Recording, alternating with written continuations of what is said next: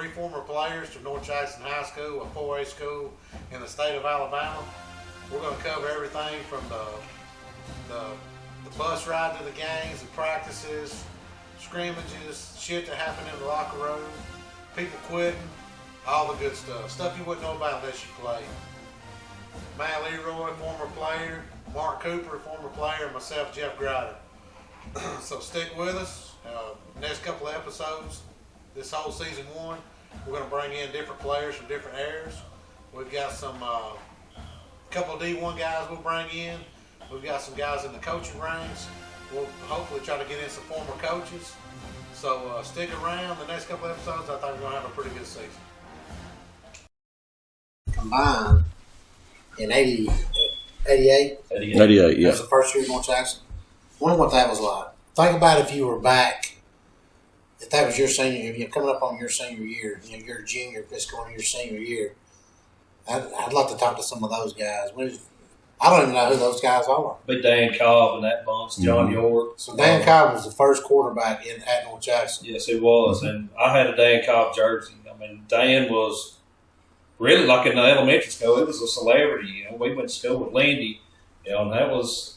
I broke Lindy's arm one time in middle school at PE on a Friday. Dan had a game that night. We were playing kickball in the gym. Remember the mats behind the goals was the net. She went to kick the ball, and I went to kick too, and I kicked her leg. She did a complete flip, landed, got up, and it looked like a bat wing. It was bad. And she had to miss the ball game that night. But I went, so that worked out for me. Did you go feeling guilty? No, I didn't really feel bad because, I had that goal. I was trying to score. I don't even know. She needs to get back on defense.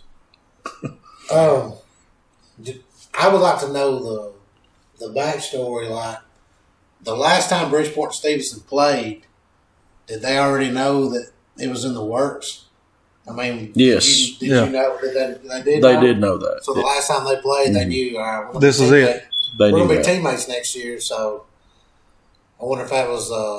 but I'm going to beat your ass this year. Yeah, let's get after it. Let's get after it today because next year we're going to be on the same team. Yeah, there's no way that it can compare to when you're going into the 9th grade and you're joining up with the Stevenson bunch if you're from Bridgeport and vice versa. And I remember when we done that, and it was a little bit it was a tough transition, I think, for everybody. But, towards the end of the year, we really came together and played some pretty good ball that 9th grade year. The hardest part for us was Stevenson already ran the offense and the defense and everything that North Jackson did, and then Bridgeport, I'll just leave it at that. We did other stuff. So it was tough for us to go down there and try to pick up and learn everything. I will agree with Jeff on that. We did run, which I played at Stevenson. I know y'all two did. Did you play at Bridgeport? I was at Bridgeport. So all y'all was at Bridgeport, but Stevenson, we already ran, what North Jackson was running, and I felt it might have took the Bridgeport guys just a little bit longer because they wasn't used to, the schemes that we were running. But I just, you think about it. I don't know who Stevenson's quarterback was the last year of Stevenson High School. But, there had to be competition and at all these positions. But, everybody, when you think football, you think quarterback. It's just a position, and that's just kind of where your mind automatically goes. But, here's a bunch of guys, like you mentioned, senior year, these guys are trying to mesh together. They were pretty dang good that first year. I went to every game, if I'm not mistaken. I don't think I missed a game that year. I can remember the first game was against Section. If I'm not mistaken, it was at Section. North Jackson's first game was at Section. And I can tell you who scored the first touchdown and what it was on. It was a punt return by John York. Yep. It was a punt return by John York. The first touchdown ever scored. See, the first guy to ever touch the ball. He's the first person to ever touch the ball at North Jackson. And the first time that the ball was ever fielded by a North Jackson player was a punt return for a touchdown. The very first time it ever happened. Can't write a better script than that. And if you look at John now, he just look at him. He screams punt return. Yeah. He is Just like, Yeah, you're right. I saw him in Walmart the other day. John, if you're watching this, please don't come at us. Yeah, one of them shifty guys. You see him in the beer store, you're like, wow. He looks like he could take it. You got Dante Hall, Peter Ward, Devin Hester, then John York. Yeah. And still the fastest man I ever seen play slow pitch softball is John York. Well, what I was going to say is he falls in that category. We've discussed this many times, Jeff. He can crush a softball. Right. He's one of those like the Bynum boys, them Yorks. I mean, George Muscoya. These guys can kill George Muscoya. Yeah, they can. He builds houses, and my God, he can crush a softball. Absolutely. Never even said 2 words to the man of my life. I've talked to him. Good guy. He was behind me. He was behind me and Jack. So the See the man right there? Crush a softball. Just annihilate a softball. Who was it? John we saw at the. It was one of York's. We were playing golf at Bob's one day, and I was coming back from clubhouse or something. Just standing over my phone around. It was you. You said, "You see a guy that might be. He can kill a softball." I mean, I knew exactly where it was going. You think there was any animosity on that first practice? I imagine that was probably a pretty competitive practice. Yeah, I'd like to get Dan and get some of those guys in here and talk about those first couple of practices when you're fighting for a position. I mean, you could have been a 2 or 3 year starter, and then all of a sudden, here's this guy that's bigger, stronger, faster. Well, now we do that. And I guess there was some division on the coaching hire. Yeah, Stevenson and Bridgeport. Well, I know a bit of the backstory of that. Actually, from what I've been told, was the job was originally supposed to be in Coach Thomas because he had been in the system longer. He'd been a head coach longer, and and from what I gathered, Coach Thomas actually deferred the job to Coach Lawley because he had higher classification head coaching experience, and he thought that Coach Lawley should have had the job, and he was deferred to being the offensive coordinator. Now, originally, I was told, talking to Greg Yates. Greg Yates told me that originally Lawley had thrown out the mascot to be the Raiders and to actually be black and silver. I guarantee you a ton of people don't know that. Yeah, I didn't know that. That's the first I'd heard. I definitely knew that. That is true from what I've gathered. You said the Generals. And I'd heard that that it had been thrown around to be the Generals. With because of the name Andrew Jackson being the county name, it being North Jackson, I thought about the Generals was actually a name thrown around. The Raiders. Was the Rebels not ever in play? I felt like I heard the Rebels. That's what I was thinking. Maybe it was Rebel Black Bears. Could be. Rebel Black Bear Land Sharks. Yeah. But anyhow, we need to. I'll reach out to Dan. I talked to Jason Hill the other night, and he said, you need to get with Dan. He said, I don't know if he'd do it. He said, he might, though. And then he's like, you need to get Dan and Nick in there. And I was like, that's right. That's another father-son duo. Yeah. I was thinking about, Mike and Macklin. But I guess Dan, that's two. That's the only 2 father-son duos that I know of. Unless you go further back, some of those Bridgeport Cody and Michael Gass. The Gass. Yeah, we're starting to see more of it now, but it takes some digging. Speaking of Michael Gass, I remember when I was born in '86, so I can't remember right off what year he graduated. Early '90s, maybe 90, 91, 92, right in there. But I remember him taking me in the field house as a little kid, and I thought that was a big deal. And I was probably maybe 4 or 5 years old, but I can still remember that. Just one of those things you remember. Well, Sack and I were doing the radio during his son's senior year, Cody. That was a rough year. That was our first year. That was a rough year for North Jackson, and I can remember us talking to Cody about every game and just saying, "Hey, keep playing hard. Carry this over to the next team. Keep fighting. Don't lay down." And man, that boy did. He played his tail off his senior year. He had a good year. I could talk the bright few spots there what we had that year. We got to doing that season. Just kind of got thrown at us. But I can still remember doing that Dashwood game. We didn't think we were going to be doing this ever again, and that's been a while back, and here we are still doing it. I was on that coaching staff. That was your first year back, wasn't it? That was my first year back. Yeah, I'd been several places. Yeah. It was a great year.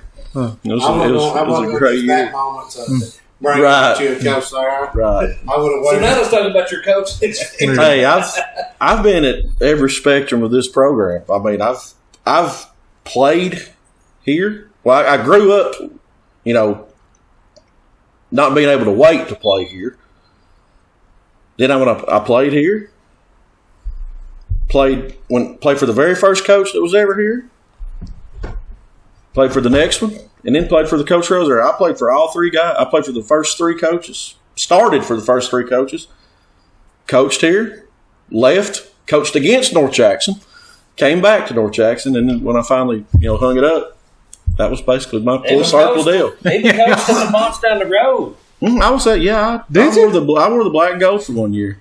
And I'm still, to this day, I honestly believe, I still, to this day, am the only coach in the history of maybe football to ever get through out of a game against his alma mater, and as he's leaving the field, get a standing ovation from the home side. When I was at DAR, that happened. I got through out in the third quarter of that game and got a standing ovation as I was leaving. That's awesome. I remember that. And I also remember when you were down the road for a minute, the way that game ended, Scottsboro lined up for game-winning field goal, hit it, flag on the play. North Jackson was offsides, so they couldn't decline the penalty because it was a dead ball foul. Dead ball foul in high school now. Moved the ball up 5 yards, re-kicked, and we blocked it to win the game. And at this point, they had never beat us up here. Right. I was at that game. So here we go. We beat them. Of course, I'm going down, make my way down. Big Red here. That rough. I was a little bit. And Big Red was still fired up. He had some words. I mean, he wasn't like directing anything at me. He was just venting his frustrations to me. And he walked off, and me and Beth were walking off. She looked at me with a deer in the headlight look. I said, we won't make it to the car, and he will call me apologizing for that. She said, you think so? I said, yeah. She said, that quick? I said, yeah. We hadn't even made it to the parking lot. My phone going, hey, man, I'm sorry about that. Yeah, that was a rough little time, but, it is what it is. So you can shed some light on something for me, something that I've heard about for years, but never heard different perspectives. And I'm going to ask everybody that we have on here as a guest that's tied to this until I get all the answers. Two things. One, my junior year, you were ninth grade? I was freshman, yeah. Were y'all moved up yet when we went to Scottsboro? No. Okay. Coach Law did not let us move up. So you weren't at the field house that day when we loaded bags and got ready to go to Scottsboro? No, I wasn't. Do you know anything about Ricky Bennett's right cleat? I know every bit about Ricky Bennett's right cleat. Do you know where it is? No, I don't know where his cleat is. You didn't take it out? No, I didn't take it out. Are you sure? You didn't look either one of us dead now. I'm positive. I don't know what happened to his cleat, but I know I imagine it was very uncomfortable playing that football game. Well, I can say this. I can say this for everybody. We want to know who swapped out Ricky Bennett's cleat. If you have any information, call the number on the screen. Mr. Leroy here is willing to donate $1,000 for the reward. And, man, we appreciate that. If we find this cleat, it will be on display. He's already committed to that. It's going right here. Give $1,000. I don't know if I can give $1,000, but I'll tell you what I'll do. I will bring you in as a guest on the show, and I've got a lot of liquor, and you can pick what you want, and I'll pour you a glass. That was the first thing. The second what was Josh Myers? Well, the second thing, I'm going to say something. I'm going to say something. You tell me what that means to you, what it means to you, or if it rings a bell. Seniors get the red ones. Seniors get the red ones. Now, there's a lot of guys out there that play for Coach Molly. Do you know this? I know this story. This is a lot of guys, man, that have been through a lot of practices in North Jackson that they're going to enjoy this one. Seniors get the red ones. Justin Cooper, I wish explain to us what seniors get the red ones means. If you don't want to say names, you have to say, just explain what that situation means. I'm contractually obligated not to mention names, but seniors get the red ones means God, what a shitty year that was. Seniors get the red ones means you'd be better off asking Clinton about this whenever you talk to Clinton. You need to ask Clinton because I was a junior. This wasn't my senior year. But seniors get the red ones refers to popsicles. I'll just say that. It refers to popsicles. Did you eat? No, I know I didn't get a red one. You didn't get a red one. But did you eat a popsicle? I probably had a popsicle. If it was suggested that when practice was over, y'all came off the field and y'all had, first of all, you got popsicles, you got freeze pops. We're talking freeze pops? We're talking popsicles. Popsicles. Okay. Old school Mayfield. Yeah, old school Mayfield popsicles that come in, Now, was this red, every orange. day or was this once No, a it week? wasn't every day. It was. When y'all had a good practice? Scottsboro week? Maybe. I can't. That year's such a blur.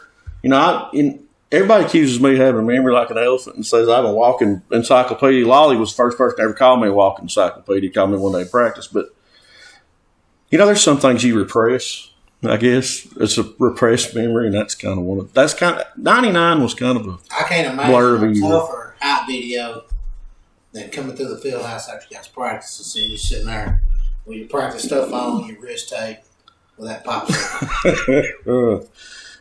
What if you were a senior and you didn't like the red?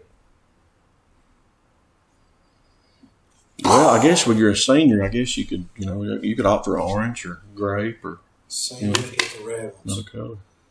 Now, y'all had a tough year that year as far as your record and stuff. Yeah. I also played the toughest schedule in the state, I'll say that. Well, I was going to say, y'all played against some very good competition and actually had some opportunities to win some games that you didn't win. Y'all were up on Phillip Rivers and Athens like what? 17-7, I believe it was. It was 17-7 early in the second quarter, and then they went on a blitzkrieg right before half. I swear we got him signed to a Power 5 conference. Well, hold on. We got him signed. Y'all got him signed as a quarterback? Yes, I believe We got him on the radar, but Alabama and Auburn wanted him as a tight end. and a safety. He needed that extra year against y'all to show that he could play quarterback. Well, I can remember playing him. He only put up 48 on us, I believe. 49-26 final. I scored my very first high school touchdown against Athens that year. The first one I ever scored was that game we got beat because we threw 28 boot, or actually it's 20. Yeah, it was 28 boot, and I was playing left tight end. Jeff was playing right tight end. It was on the goal line. It was about 10 yards. I caught a corner out. Clinton hit me for a touchdown. That cut it to like 35-20-ish, somewhere around in there. Next kickoff, we're going onside. What happens to the very next onside kick? You recall? Vaguely. We kick an onside kick. A man catches it at the midfield stripe. High points it. House calls it for a touchdown. Phillip Rivers. On Hand's team, House calls one for a touchdown. But the next year we play them. We're up about 17-7. Like you said, we're up about 17-7. And they call a pass play, if I'm not mistaken. And he breaks. I remember this wrong. I remember it vividly, he breaks 12 tackles. Everybody on the defense misses. One for each kid he's going to have. And Ison Moore missed him twice. That's good. Everybody missed him once, and Ison Moore missed him twice. It was about a 75-yard run. And I remember you guys, now we have 24/7 sports and rivals and everything. But back in those days, it was Countdown to Signing Day that came on Fox Sports South with Forrest Davis, I believe that guy's name. That's it. And the video they showed, Phillip Rivers highlight video, the only one they showed. The only one they needed to show. The one they needed to show was him breaking 12 tackles against North Jackson, running in for a touchdown. I was like, and you could see Ison Moore, the second time he misses him, does a flip right over his back at about the 50. And the next thing you know, he scores. We all missed him. It's pitiful. But You got some bad luck out here, too. Justin Thomas went out with That a hurt. injury. They had a lot of injuries. Justin got hurt. 4 players. Justin got hurt in a non-contact deal, too. Just at practice. pretty going much. through Yeah, going through some drills. He missed time. Clinton played with a broken hand that year. Pull smoke, go run in there. He's puking in a garbage can at halftime. Bo Thomas didn't break his foot. Bo broke his foot. He broke his foot against. It was against. I think it was early in the minor game. Excuse me, it was early in the minor game. I think when Bro broke his foot. I'm surprised he couldn't play with a broke foot. But we were up on them. We were up on them too, 14-0, right out of the chute. You know, Minor was very good. They ended up beating us too, but you know, the second game of the year was against Etowah, who, if I'm not mistaken, that season had, I want to say that they had 10 or 15 guys sign a D1 scholarship a year. It still to this day is, I don't know if it's the best high school football team I've ever seen, but it's close. It's very close because, and you know, we can say this. You know, one thing we can say, you, me, and we can say this. We played against two guys that got drafted in the top 5 in the NFL. Yeah. Yeah, y'all did. Carnell Williams and Phillip Rivers both got drafted in the top 5 in the NFL draft, and we played against those guys. If you want to include first 2 rounds, Slim Rashid in the Jamboree. Oh yeah. You know, I remember making a block on him that game. I got a hot round from Slim Rashid, first play of the game, I believe. And then January. I remember tackled him from the side, and it was like hitting a dadgum ball. Like I hit him, and that was He wasn't good aggression. He wasn't on a good one on that day. no, it wouldn't. I remember blocking him because I started out the year my sophomore year. I started at guard. I remember blocking him, and we run. I forgot what play it was, but I made a great block on him. I know it did. I remember I cut him, hit him back right here and cut him, and he rolls over the cut and pops right back up on his feet and tackles Ray for about a 1 yard gain and causes a fumble. He did. It was unbelievable. But you talking about people we played. They had Mayo Sal played Auburn. Brandon Brooks run a punt back in that game. He was a freshman. He played at Alabama, about 5'5". We were big as nothing. I told Saint a couple of weeks ago when we were talking about this. I said we need to figure out the right people to get here to talk about it. I think it needs to be a big show where we get a bunch of people here. But yeah, we're gonna have representatives from different areas. Yeah, and I'd like to get Josh Harden and a couple more in here. And Owen, a couple more, and I'd like to talk about the best players we've played against over the years. I mean, go back to the old Pepperell days when Brian Smith went to UAB. He was an unbelievable linebacker. We played against Derek Nix. Mm-hmm. That whole Did he go to Southern Miss? So, yeah, running back. Well, he got sick too. Remember, he had some kind of something to do with the intestine. Intestine, liver, something like that. And if that didn't happen, he kept playing football. It was like a cancer of some sort. Yeah, if you remember that team, he played they'd come out in Wishbone. I want to say it was that year. It had to have been. That was our sophomore year, his senior year, right? Mm-hmm. They had him, Torrey Hale. Torrey Hale played at UAB. Mm-hmm. And then Carnell Williams was on the 9th grade team. Hadn't even moved up yet. Let me ask y'all. Now, I could be wrong. Didn't they have a linebacker that went somewhere? Kevin Worthy. Iowa. That's what I was thinking, Iowa. Yeah. And he was on that Iowa team and went to the Fiesta Bowl or something like that. It was really good. Mm-hmm. They had another linebacker. His name was Lance Freeman. And he ended up going to Jackson State. Quarterback Anthony Mayo ended up going to Jackson. They had a wide receiver went to UAB. Another wide receiver went to Southern Miss. They had the other back is what I'm going to call him. Is the other back with Carnell was Donnell Horton, who went to Tennessee Tech, who was just amazing. Carnell played fullback the year that Carnell was the fullback in that wing tee, and jeez, there's been a lot of talent come through Etowah. Oh yeah, and I'll say this, and anybody that played with me will vouch for this, especially with my age, that actually played my junior and my senior year. I played against the number 1 and number 2 running back in the state of Alabama that year. The other one was Billy Stover, who played at Lawrence County. And I swear to y'all, I tackled both of them. Billy Stover was way tougher to tackle than Carnell. And the rumor about Billy Stover is he was the number 2 running back in the state behind Carnell. We beat them for the region title, but they ended up going to the semis. They got beat by Deshler, I believe it was. No, it wasn't Deshler. Got beat by Fayette County. Spencer Pennington. They got beat by Fayette County. And the Friday after the game ended, they say he quit school. Yeah, that's what I always heard. They say he quit school. He was going pretty much anywhere he wanted to. So he could say he quit school. If I'm not mistaken, and I don't want to put any words in anybody's mouth, but I think Todd Hughes even said that was the best football player. Oh, my goodness. Yeah. He was unbelievable. Or the best running back. He was unbelievable.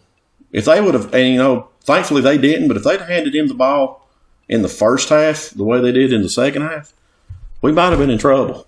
But that'll go down as probably as a player. That was my favorite game ever, was that game. Because we had no bit. I mean, anybody that was there or played or even coached in, I'll tell you. First one game I know for sure North Jackson had no business winning, it was that one. And I'll say this, which I was in 8th grade that year, but the next year, I moved up to 9th grade, and we probably watched the highlights off that game probably a million times. Rose harped on that game, It was the only people I believe that thought they were going to win that game was the ones wearing the pads and the ones in the field house that night, because nobody gave us a prayer. I was listening to it. I wasn't there. I remember listening to it. I was there. Talking about just random names and this and that. And going back to Athens, we're playing Athens. Remember they had Randy Vickers. Oh, yeah. He was committed to Auburn. Mm-hmm. Played running back. Real good baseball player. I think that was going to be his calling card was play baseball. Well, we punt to him, and most of the time, you see fair catches. Well, he didn't call a fair catch. I think Ray was our long snapper. He got to him first. He hit him by the time he spun. I hit him. We took him down. He gets up. He's kind of limping. And I just kind of, we kind of noticed. Somebody said 25 was limping coming off the field. Well, I think he come back in for one play and was done. But Vincent Scales come in. And that kid, from what I understand, had academic issues. But he lit us up that night. Like he was the difference maker in that game. Yeah, he was fair. He was a pretty good player. We played against a bunch of good kids that went on to do some big things. Ksenius Moore. Auburn, Senior year, yeah. like I say, I went to Auburn. Of course, when he got to Auburn, Cornell and them they were all there at the same time, so he didn't play a whole lot down He there. ended up moving fullback. Yeah, but he had a big game against us. What about I'll tell you one I got to play against or got to see. Pro throw. I got to see him take a kickoff to the house and point at everybody. God, they was fast. Freddie Roach was another one that I remember. That was the last game I ever played. Freddie Rose, William Rose? Williams was just good. There's been some battles with that Brooks ball. Freddie. We played them several times. There's been some good games there. I remember going out there for captains that night. That's the last high school football game I ever played. Well, they beat us 42-31. I remember going out there for that, for captains. And I was the biggest guy on the team. I was our biggest player. I was probably 6'3", 2, and I probably didn't weigh 225, 230 maybe. Then. Yeah, then. Remember then. Then. Now. Remember me as I was, not as I am. For those of you at home, Cam Brown's a couple 100 pounds. But I go out there and we're at captains, and I'm looking him in the eye, and here I am. I'm, like I said, this, what I just said I was, and he was the same. And he was playing fullback and linebacker. That was the difference.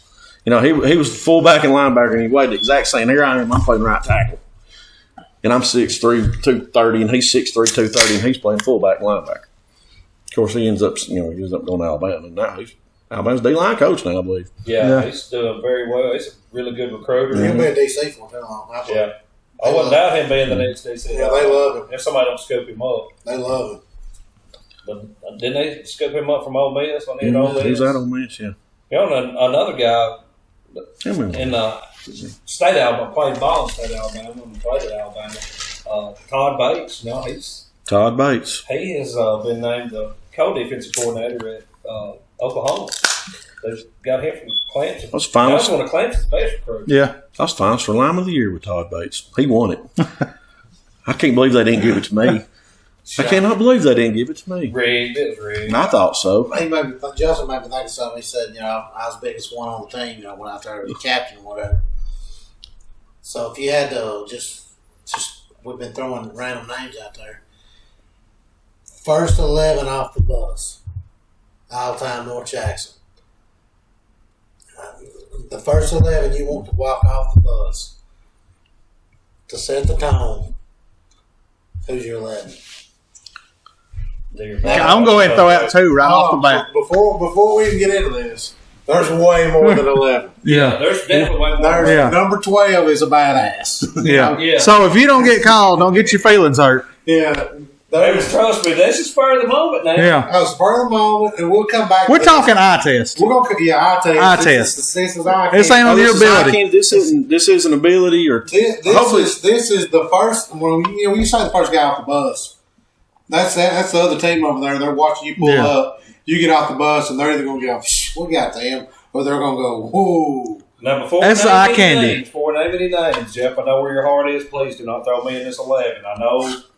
I know how you viewed me, but I definitely don't want to be part of this. I mean, like I said, there's way more than 11. We can go past 11. I mean, if you just went on war paint alone, you could throw me out there. But I'm just kidding. But I mean, if the first guys you want off the bus with that all black on, coming out to take the field, the other team standing there watching. I got two to throw out there, but y'all are going to beat We're me going to eye test. I'm going Kenny Smith on the first person you see. That's one of mine. Kenny Smith. Kenny Smith with the white spaz, the hands taped up like a box. 6'7", 290 coming off the bus. I'm gonna show him to everybody first. Then I'm probably gonna slide Carlton. I was going to say behind you. 1996, number 21, Yeah. Carlton Person. Carlton was the real deal, man. I've always said, people ask me, they're like, who's the all-time best linebackers? I'm talking all-time anywhere. Yeah. I put Carlton up there with any linebacker anywhere. Carlton's one.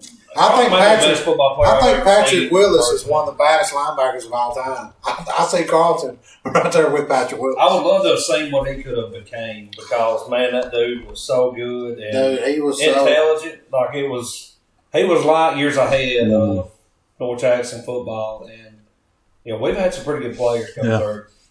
Well, so we've got two. You got Kenny and Carlton. I'm gonna tell you, another one look good in pads was Dedrick. Dedrick looked good. I was thinking Dedrick. in 33 or 16.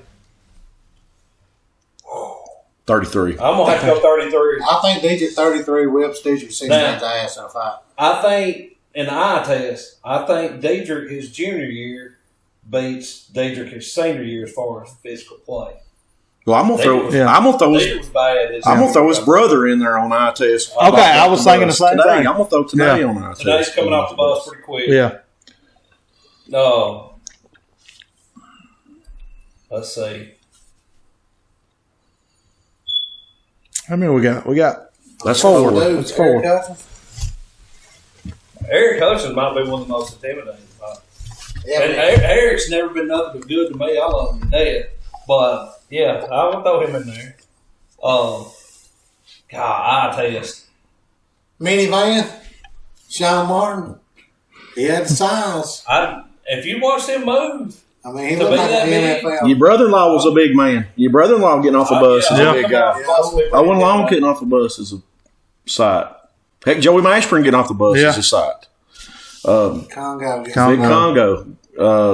Brian Meeks. Brian Meeks. in there. Brian Meeks, definitely. And Where we at? How many we got? That's about 8, 7 or 8. 6, 7.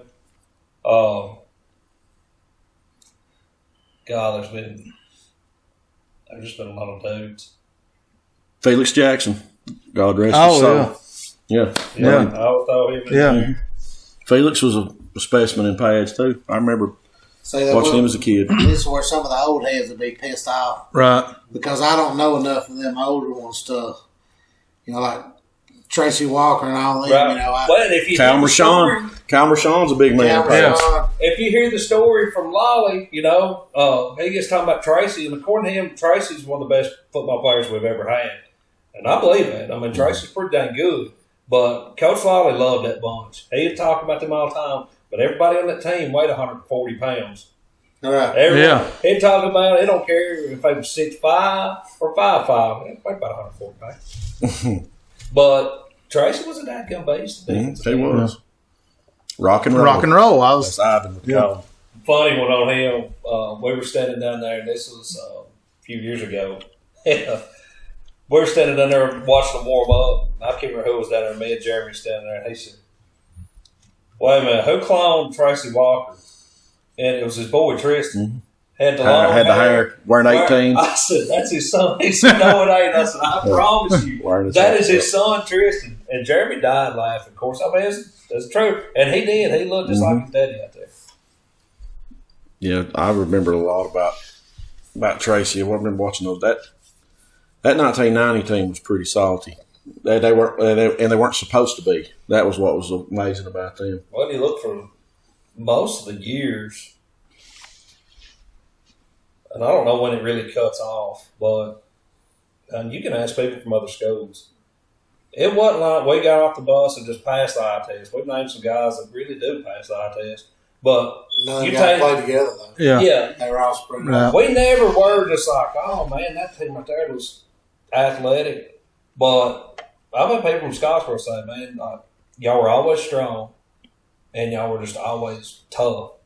That was the thing is if you beat North Jackson, you were a really good football team. You didn't have these 5-5 teams that wasn't very good come in, or we go to their place and they beat us. Right. If you beat North Jackson, you were a pretty dang good football team. So and it was based on toughness. You know, and a lot of the good teams, like, you know, you're talking about based on toughness. Like, you look at, like, we'll just take the 02 team that I was on that went to the title game. And you look at some of the guys and you start naming some of the starters, like, you're like, man, how'd they get to the title game? But, like, man, everybody played hard. Everybody was tough and may not, you know, had the best physical ability or size. But, you know, everybody played hard and everybody was tough. And just like you say, like, we lived in the weight room. We're strong. As far as some skill guys getting off the bus, you know, Sylvanus, Reef, Ali, Sharif, Cam Robinson, Darrell. I mean, there's been Demetrius Hutchins. Ray Pendergrass. I mean, there's been some guys. I mean, Shane Williams. Ray Pendergrass. I'll never forget. Two well thrown in names there. I'll never forget going up to Fort Payne our senior year, riding up the bus, 2 mile an hour, me and Austin sitting together. Ray Pendergrass sitting up there in front of us, about 3 or 4 rows up.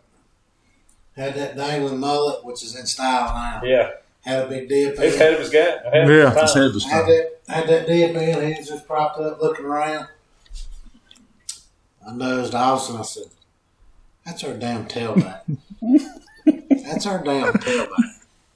Tailback. You go back, you take every year of North Jackson football. Name some of the running backs we've had. Oh, my God.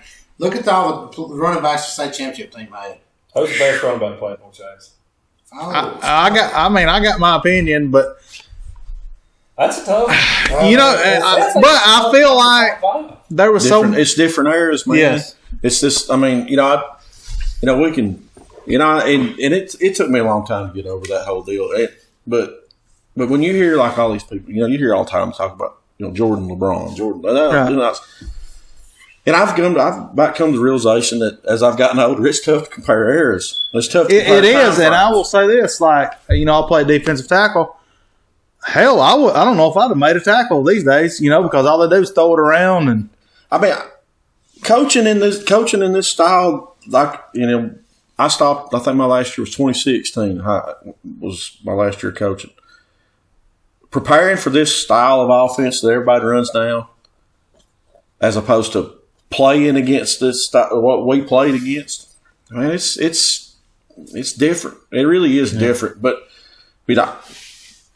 we've had some good ones though. I mean, got John. I mean, the first ones obviously were people like John York, David Holloway. David Holloway is one of the names that I remember being one of the first big names. It's kind of the best. That I saw Yeah. in the paper all the time. David Holloway. He's always heard all the time. every week. It was David Holloway did something. So to me, that was one of the first ones that in the yard you pretended to be. And then of course you had Stafford, Gerard, and all them that state championship year. Those were when I first started doing the pre-snap deal with the shift. I remember Stafford and them doing that all the time. But that team, they had 15 tailbacks. they did. You go back and watch some of the film. Think about That's that. Stafford, Gerard, Billy Hutchins, Jonathan, Marquis Bynum. Bynum.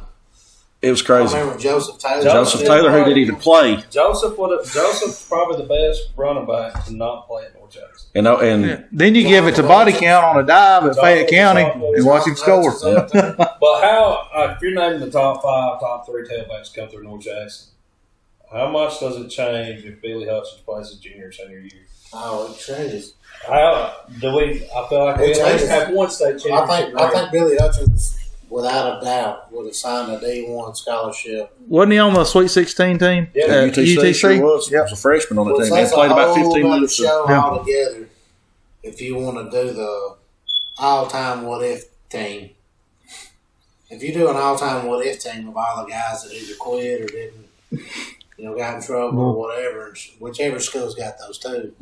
But I would put ours up against any competitor. Oh, yeah. I'll tell you. I know one that NFL caliber. Corner. Yeah. I'll tell you one. Cool.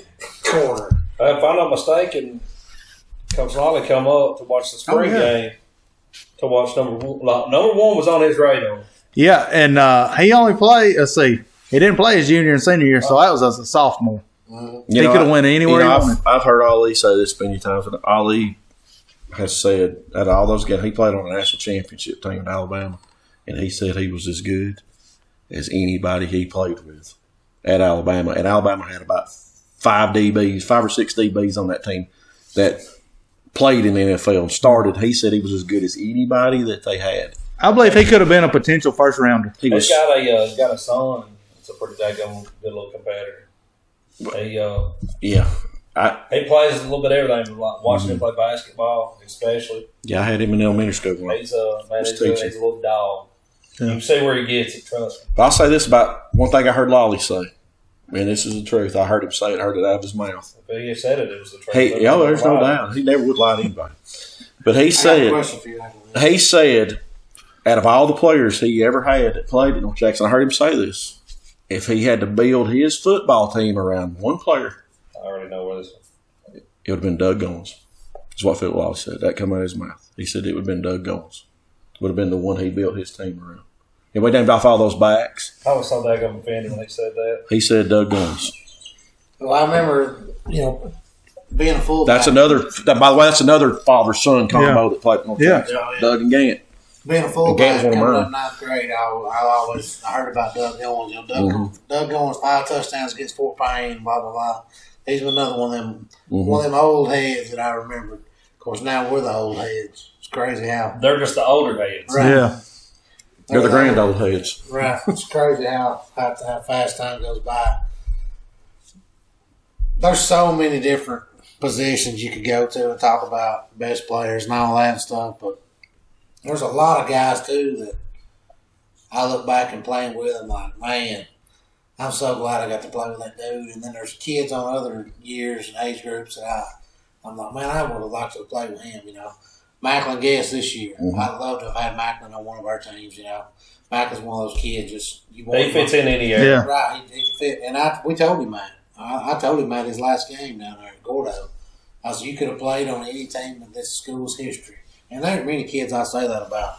We've been doing the radio how many years? 75. Feels like it. I think it's legit like 8 years. And I don't think I've told that to maybe 2 kids, 3 kids that I felt could really play with any era. But I felt like Macklin's one of those. Another guy that I played with, and God, he was awesome to play with, and just so good. He's actually going to be a guest next week. Doug Clark. Doug was. If Doug had the size he has now in high school, he went D1. I mean, Doug knew where to be. Doug knew where you were supposed to be.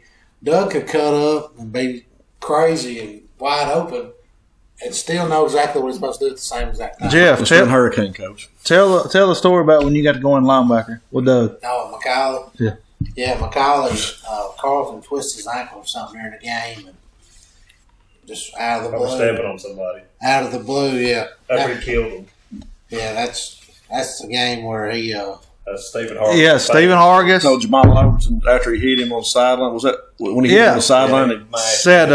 He told him, what's that guy ended up going to Georgia Tech, I believe. But he told him, your daddy ain't going to buy you out this ass whooping tonight.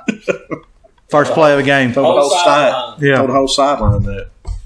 First play of the game. And that at one point they got voted as like one of the top rivalries around here somehow in the paper. I don't understand how. McCauley and North Jackson? It's not a rivalry when the team you played We across played them midfield. twice. They never gained a yard rushing, and that Overton kid was like he was. I think he went to Georgia Tech. I couldn't be wrong. He was I have to look it up. He was but- like the top rated running back. I want to say he had like negative 20-something yards. One of my favorite things about that. What was his first name? Jamal. When we played, when I was going to Jackson State, and me and Jeremy Harden were roommates, and we had stopped off at Scottsboro to see Susan, and That's hot. that is hot. And he was going to see her before we went up to Jacksonville. And 5 years and they're not together anymore. It's going to be weird. her dad was talking about McCauley. McCauley just won state, I think, that year in Tennessee. He was talking about McCauley. He's like, just kept on bragging about McCauley because I think maybe they had a relative that played there or something. He just kept on talking about it. Me and Jeremy were just like, just kind of like, yeah, they're good. And then finally it comes to the point where, they're in Chattanooga. He said, why don't North Jackson play McCauley? He said, why don't you guys play him? Jeremy said, we did. He said, when did you guys play him? He said, 95, 96. He said, well, how'd y'all do against them? Jeremy said, they still hadn't scored a point.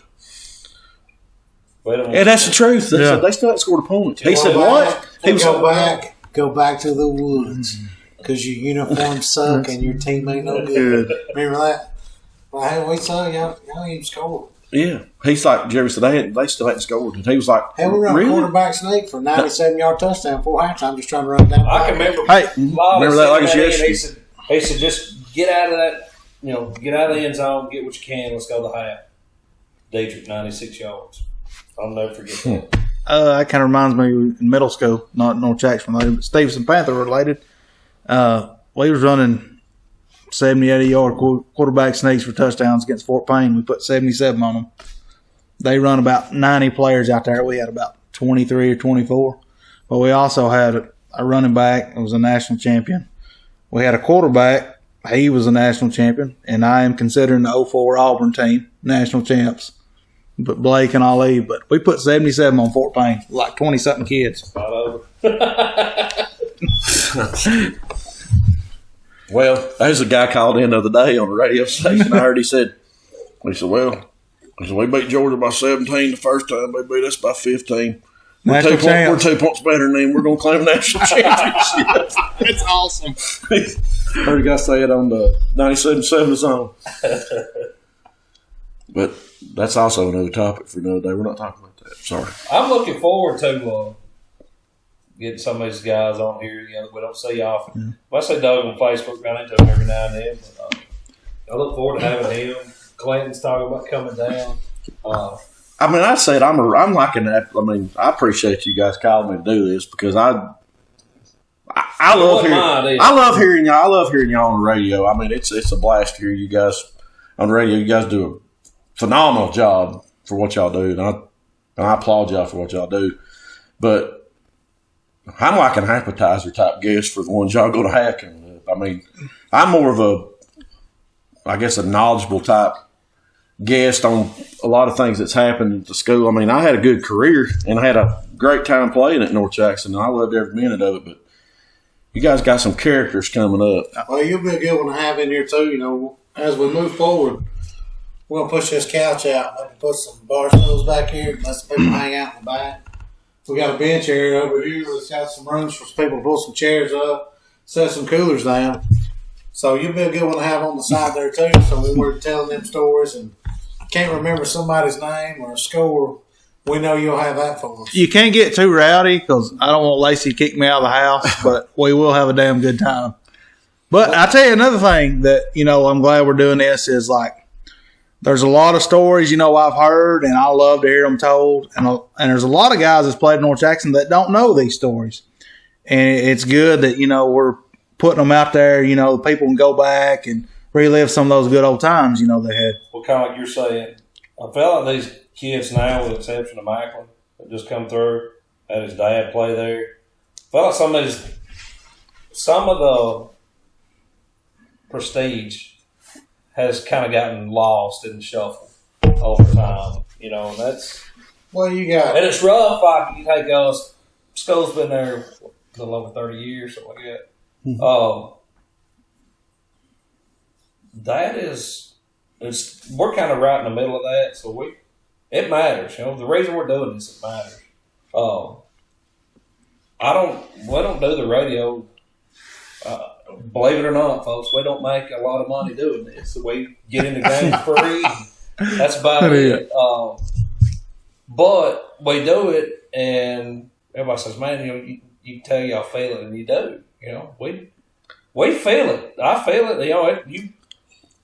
We broadcast these games from the heart more than anything, and it makes it tough when we're getting beat. Makes it tough when things ain't going well. But I took off a game this year. Matt filled in. Matt, would you be even trying to do this, or did that kind of spark anything with you?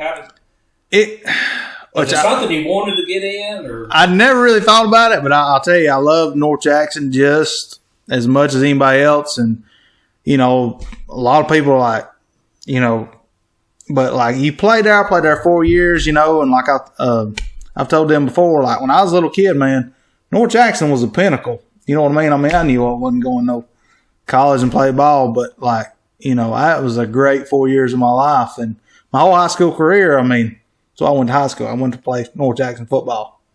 But, and Jeff asked me to come on the show, to fill in for you. But I was like, man, this is great. And I tell you, it really makes you pay a lot more attention to the game, a lot more details. But I really enjoyed it, and I'm glad y'all asked me to step in. Yeah, you have to watch it and approach it different. People ask me, how did so-and-so do? Well, it's hard to tell. You can kind of gauge how some people play by how many times you call their name or whatever, or if there's like glaring, like explosive plays, whatever. But it's hard. Like, you have to watch it totally different. Even as a coach, Big Red can tell you here, you go watch a game, or even if you're just watching Alabama or Auburn, whoever, if you coach or if that's your mentality, you watch the game a lot different than you do just as a fan. Right. But if you're doing radio or television broadcast or something, like it changes things. I know after that game, I was talking to Jeff said, man, it's different doing the play-by-play. He said it changes things. I have a different respect for it now, and it does. I've been on both sides of it. And, I enjoy both sides of it. I think you try to be more professional doing the play-by-play because you're telling exactly what happens. But man, there's a lot of fun in saying, like, throwing your 2 cents in there. Right. It's all fun, but the whole deal when we first got started with it, Coach Houston said something to me about it.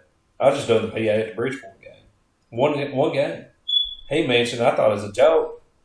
But I was like, no, we really want you to do it. So they put me on with Chris Goforth, he's a legit dude. He teaches this stuff at Chattanooga State. Well, I do a half with him, and yeah, you can do it. So they try to push me into doing it. I said, there's one person that I know of that I can do this with and feel comfortable with. He turned him down, so. I said, let me call him first. That guy said no. So. And that guy said no, so I called Jeff. But it was funny talking with Jeff about it. I called him on the phone. We were discussing. He said, man, I don't know. I don't know. I said, think about it. All we're doing is having a conversation. And people can hear us. We'll just have to watch what we say. Tell them what's going on. And I said, I think it'll be all right. But I'll never forget, I was telling the story about the intro, our first intro the other day. I had kind of a little bit of a layout there of what I was going to go with. And Jeff would always throw up before our games. Growing up, I can remember my first jamboree at Stevenson Middle School. We're stretching, my knee goes in Jeff's puke. First thing. So, that was Jeff's thing. He always, some people have always done that. But I remember looking over at Jeff and I was thinking, well, I hope I don't get sick. Well, he said, just give me a minute. Well, I'll bring this on there. And I think that might have been the best intro I'd ever done in my life in the history of doing that. Not saying that I've nailed a bunch of them, but I felt like I nailed that one. But once he gave me the look, and I brought him in, and from then on, like, it just rolled. But it's fun. I enjoy it. This right here, the radio now, is just second nature since I talked. I may have got you guys in trouble one night. I thought I was afraid. Yeah, When we beat Scottsboro in 14, we've had to cover several. Was that the? I may have got it was the Octavius? Octavius show. I gotta. We go. left Octavius off on the running back call. Let me tell you guys what, Octavius was pretty damn good. Let me tell you this. I'll take this for if it's I didn't leave him on, but Just didn't name him yet. We said name him yet. Yeah, true. me and Ali went round and round over Octavius. Yeah, Because I'll let you get fighting man about some of that I made a stuff. post that I made a comment that night on the radio, and I said Octavius may be the most explosive that I've ever seen with a football in his hands. I didn't say best running back all the time. I didn't say toughest runner. I said the most explosive, meaning when he touches the ball, if he's got room, he can house that damn thing. Yeah. And that night, he housed that damn thing. That was PlayStation numbers. It was. And let me tell y'all this. I had to work that day, and I was like, I ain't going to go to that game. Scottsboro was picked to beat us, right? Oh, pick the kill us. Yeah, picked to kill us. Pick the kill us. Well, before I built this house, I had a little trailer sitting right here in my front yard. And if I could walk outside, I could hear the band or whatever. I live a couple miles from school. And I sit here, and I was listening to it on, I think I was listening to it on the radio. And I was sitting out here on the porch. And hell, it was a great game, and I could hear the band playing stuff. I said, you know what? Halftime, I threw my shit on. I went over there, and son, I'm glad I went because Octavius put on a show. And the Carlos Billings put on one on their side. Yes, he did. Side. It was the Billings and Matthews show for sure. But I will say this: when Octavius was out there, he was the best player out there on the field, and it showed. Two things about him that I always thought that separated him from a lot of people was explosiveness was one. He had the best hands out of the backfield of anybody ever played running back to me that was explosive. His hands were unreal, and he was extremely instinctive. I mean, his whole running instincts, like it was a special year watching him with the ball in his hands that year. He was amazing that year. Well, if you had watched the previous couple of years. No, you would have gave a nickel for him the year before at all. And I was on that staff too. Between that junior and senior year, Light years. I think it took his last year for him to realize that he had that ability to be that guy, to take it over. And I think you saw that when he got to Itawamba. He was killing it down there. Oh, yeah. Killing it down Top there. JUCO running back in the country. Every time you pulled up their highlights, he was on the cover of every JUCO preseason thing they had that year. yeah, And they kept all the highlights were him. and he committed to Auburn. That gets on Twitter with a boom. That says quite a bit when a Division I head coach comes up there. We're talking about all these running backs, and when you mentioned one that scored 177 touchdowns in 1 year.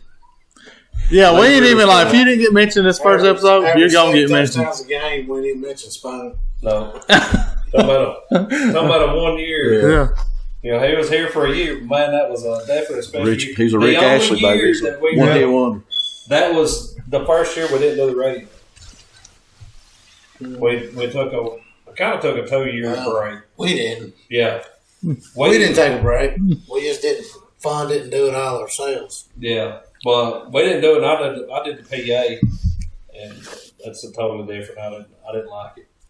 Yeah, But, he was a specimen for sure. That kid was. Still playing. Got banged up this year. Bucket said he would have Yeah. been pretty solid for him this year. Josh told me the Bucket said they were expecting him to do a lot for them. So looking forward to him getting back next year and making a run. Bucket, man, that's another one I'd like to get in here and talk to, man.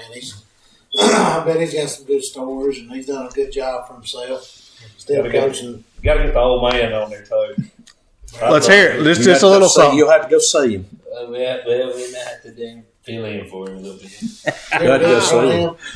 No, but Please. he did hear the Christmas greeting. Let's get Barry Wayne in here, and let's do it in front of Barry Wayne. You might have to go. You might have to take it to Barry Wayne if you want to get it to happen.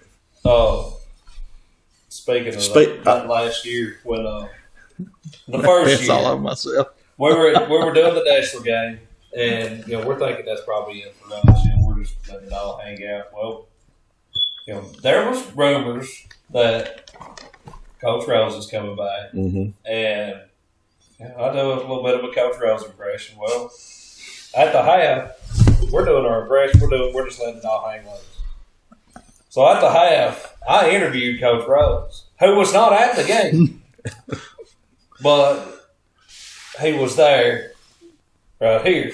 Let's hear some of that interview. But I'm not ready to go that far yet. But yeah, we did. I did an interview with Coach Rose at the half about North Jackson football. Jeff said, "I can hear it now." Yeah, he's come back. He's at the ball game. He said, "People's gonna be talking left and right, but he been at the ball game. He wasn't even there." They were playing at night. But yeah, that was pretty funny.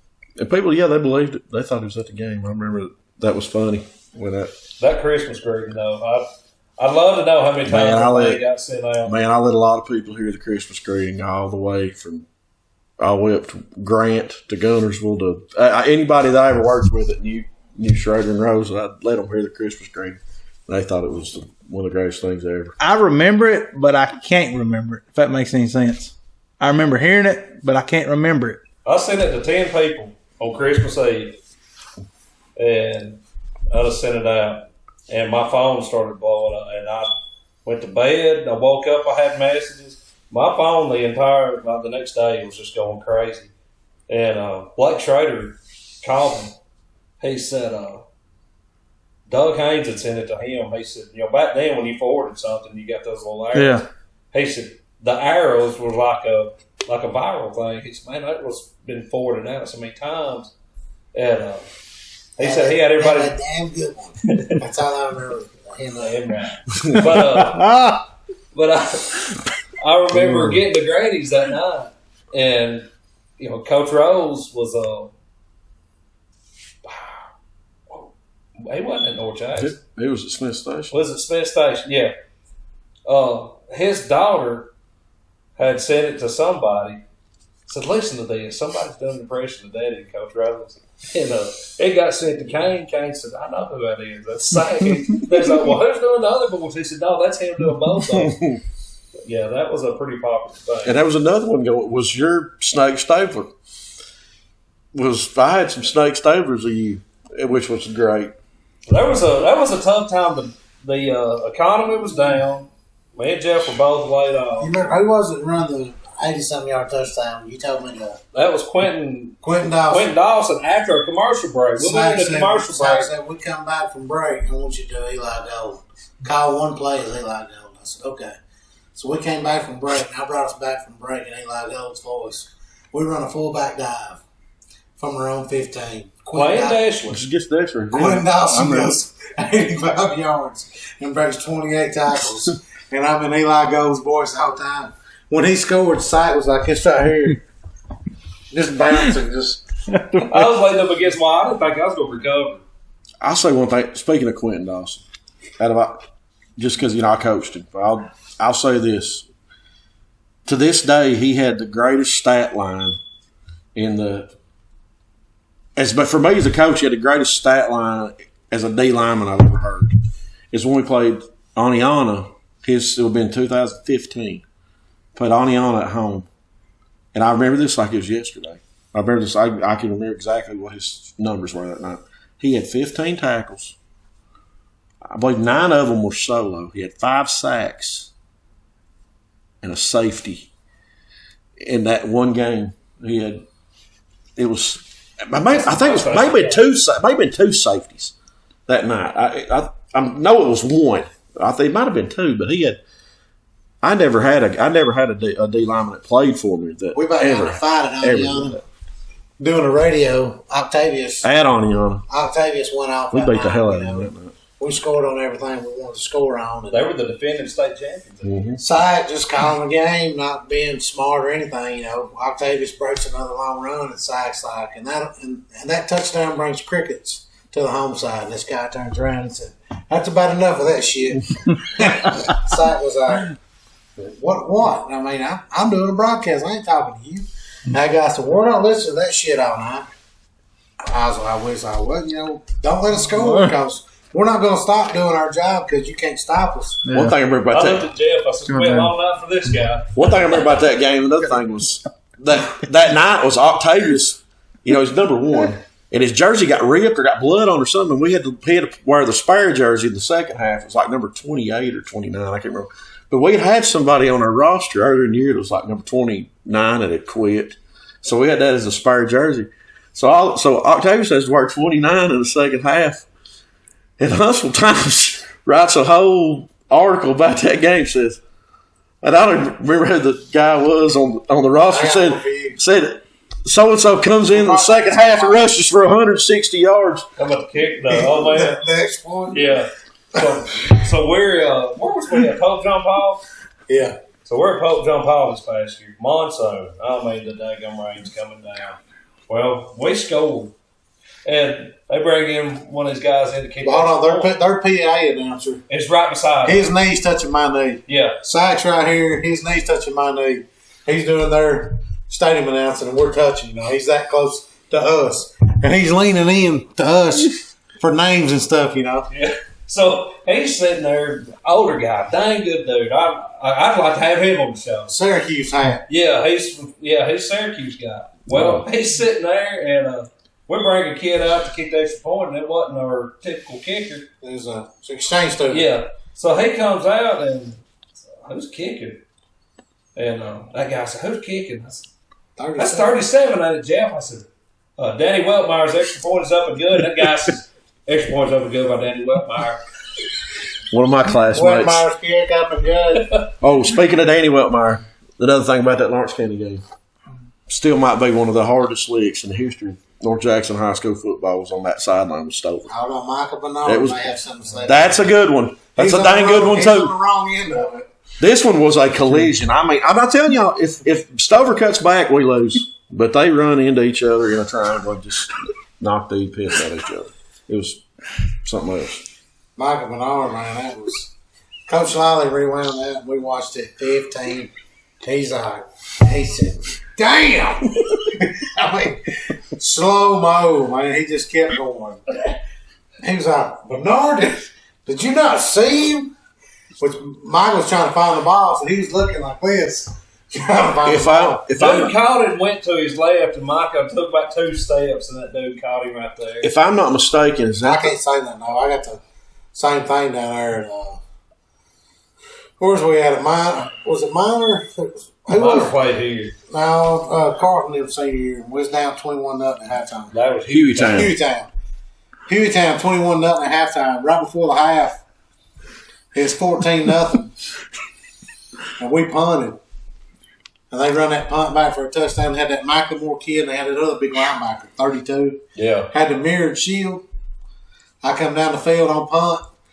Michael Moore went to the left, was going to cut it back, and I'm like, all right, I got it. Right before I get to him, I see my own reflection in that mirrored shield. Ear hole. I slide about 15, 20 yards on the ground. I look to my left. Matt's brother Ryan's getting up. He's looking at me. They done got him. I look. Dude's down. Michael Moore's down the sideline for a touchdown. There's like 4 or 5 of us laying on the ground. Was it the old mirrored XL? Yeah. Oh man, those we got the house on. Those smoke tint. Oh, got those back. Coach Lawley cleaned off that chalkboard. Cleaned it off real good. He looked around. He said, "Raise your hand if you're on the punt team." We all raised our hand. You're all fucking fire! We dropped our hand. He said, "I need a new punt team, coach." Well, Leon Potter raised his hand. He said, "I'll be the damn punt team coach." He said, "Leon, you're too damn slow." He turned around, started putting up. They put it up. Whole new punt team at halftime. Put Cervantes, Dick, everybody. I felt like such a loser. You know, it was so hard to get on the field with that year because we were good, real good. Yeah. And then I got fired. How you get fired on your day off? Got fired from one of my only jobs.